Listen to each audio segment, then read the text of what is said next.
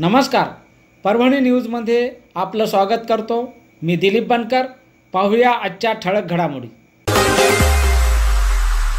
दुकानांना लागली भयंकर आग। परभणी शहरातील गंगाखेड नाका उड्डाणपुलाच्या बाजूला असणाऱ्या 2 दुकानांना भयंकर आग लागली। आग कशामुळे लागली याचे कारण अद्याप स्पष्ट झाले नाही। रात्री 11:30च्या सुमारास ही आग लागली। यात चाऊस इलेक्ट्रिशियन आणि रॉयल मोटर्स या दुकानाचा आगीत बरेचसे सामान जळाले आहे।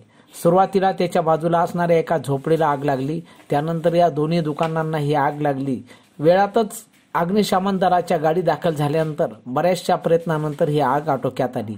या घटनेमध्ये कुठलीही जीवितहानी झाली नाही।